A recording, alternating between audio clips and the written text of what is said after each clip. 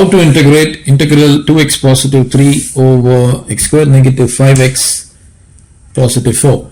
Now foremost, what I wish to do is I would like to write it as a factor of two components, the denominator.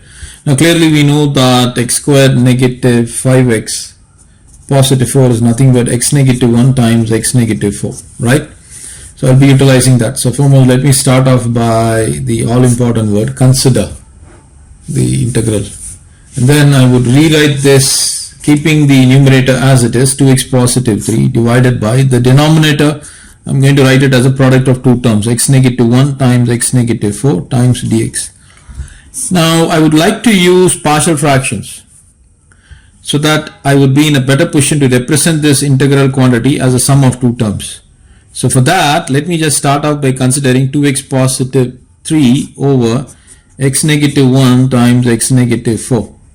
I'm going to rewrite this as a over x negative 1 positive b over x negative 4.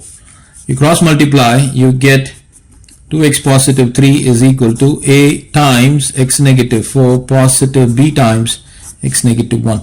Now pick up those values which helps us to remove one of these variables, a or b. When I say variables, I'm talking with reference to the partial fractions.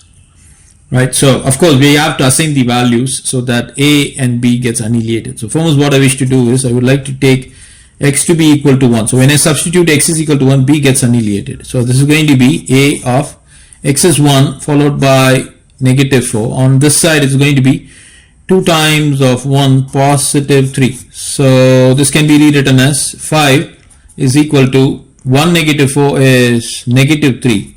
So therefore a is equal to 5 over 3 with a negative sign. Now you can substitute, I'm going to use this part. You can substitute, let x be equal to 4. So this gets annihilated. X is equal to 4. This would mean b times of 4 negative 1 is equal to 2 times of 4 positive 3.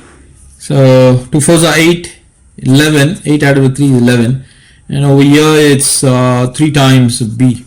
So therefore b is equal to 11 over 3. So you got a, you got b. So you can rewrite say 3. Therefore 3 can be rewritten as, so 2x positive 3 divided by x negative 1 times x negative 4 is rewritten as a value is negative 5 over 3 divided by x negative 1. Positive b value is 11 over 3 divided by x negative 4.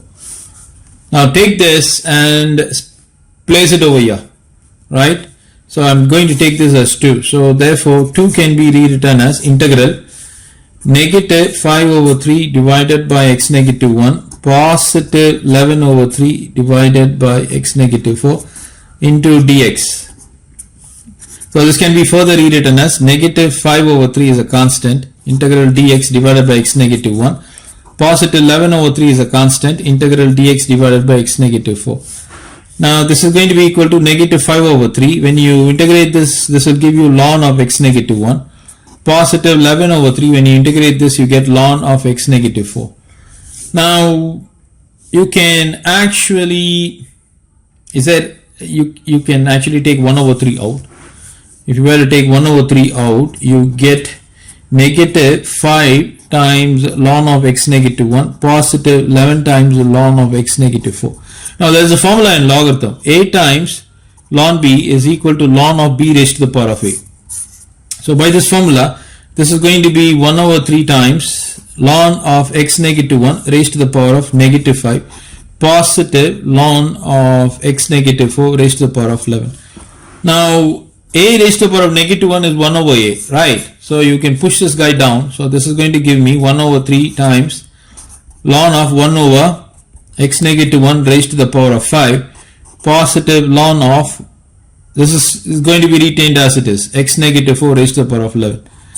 Now there is a formula, ln a plus ln b is equal to ln of a times b. So utilizing this formula, this is going to be equal to 1 over 3 times ln of a into b. So x negative 4 raised to the power of 11 divided by x negative 1 raised to the power of 5. Since we are dealing with indefinite integrals, you got to add the arbitrary constant.